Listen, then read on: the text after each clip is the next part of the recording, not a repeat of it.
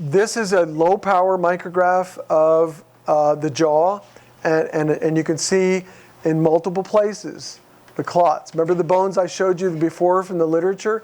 So there's clots systemically throughout the whole bone. And this has been weathered. I mean, you know, how long has this been in the ground? It's completely weathered and permineralized.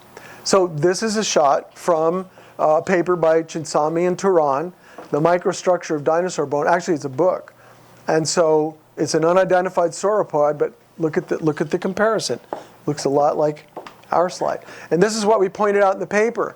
And we actually went to several publications, including one of the best known books on the Permian, and showed, I think there was 35 pages of clots in this book that we pointed out. And we simply said, hey, you know, we're happy to examine your specimens under our UV microscope and show you that, yes, indeed, these are clots. So you see them in the bone surrounding the Dimetrodon tooth in this publication. It's a $100 book if you want a copy of it. But here's a clot in the tooth. Another one in here. So there are clots in these teeth. This is vertebral spine from Dimetrodon. So their vertebra, of course, are highly elongated with spines that stick up. That's what makes that sailback, right? Are these spines? There's no webbing in between. They're just a bunch of sticks sticking up, basically. But it's bone. And so they've cross-sectioned these all the way up, and they're full of clots. Even these spines that went, 6 feet up, 3 feet up from their back. Yeah.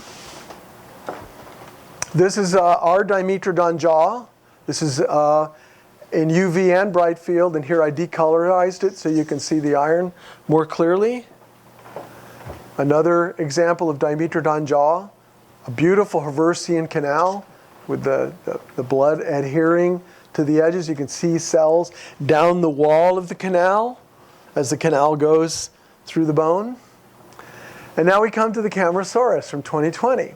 So here's a bone clot in that bone. We made, I think, 8 or 10 thin sections. So, and I only examined a couple of them, but we can do many more. That's beautiful. You like that? How about in iron? You like that? So that's the iron completely reacting to the UV.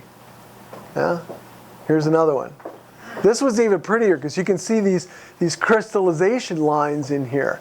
And here's the bone. This was also highly permineralized, turned almost completely, I would say, to mineral. And there's this clot. So we have good corroboration then with clots in Camarasaurus, clots in Nanotyrannus, clots in Triceratops, clots in Dimetrodon. So, and Cacops, another Permian creature. We found clots in Cacops and Eriops. And I think we showed some of those photographs the last time we were here. I did the same trick with the pin for Dimetrodon, and again, you can see the density of the iron is greater than the steel pin. So we also reasoned that there would be nerves in these neurovascular bundles that we could collect. And sure enough, not only have we found Permian nerves, but we found the best nerves we have ever imaged before. This is the epineurium and perineurium, which are neural tissues that surround and isolate nerves electrically. They're like a lipid rubber band around the outside of the nerve, which prevents them from short-circuiting. And I threw up the picture from Glees. This is from 1942. He's the one that worked out this crosshatch pattern in the literature, and that's what he published, and we're finding the exact same thing in Permian. Now, the other thing we're finding are lipids. Yeah? You know what a lipid is, right? Fat!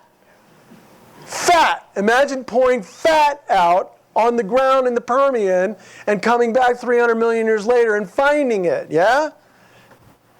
Lipids, lipid droplets. I can squeeze these nerves with cover slip pressure under the microscope, and I can literally squeeze lipids out of them. This is a very important image that I want to discuss.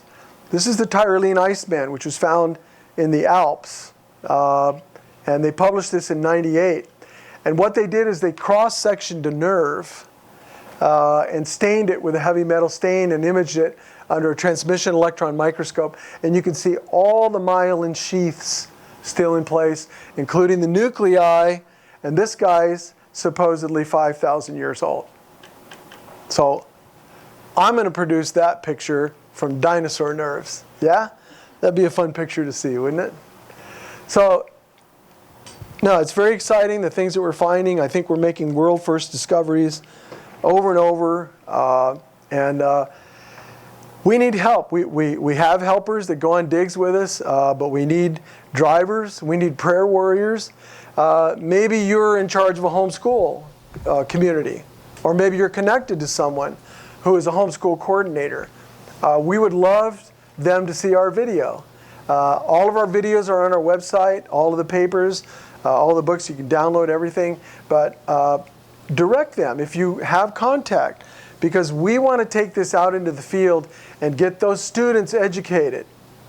We want them to see this for themselves, to see these nerves, see the lipids in them, so that when they go to college, they're ready. Yeah? They've already seen the best of the best. Nobody else is producing this stuff. So we want to take this out on the road, and we hope and pray that you'll partner with us in prayer and encouragement. If you want to drive for us, we'd love to have you.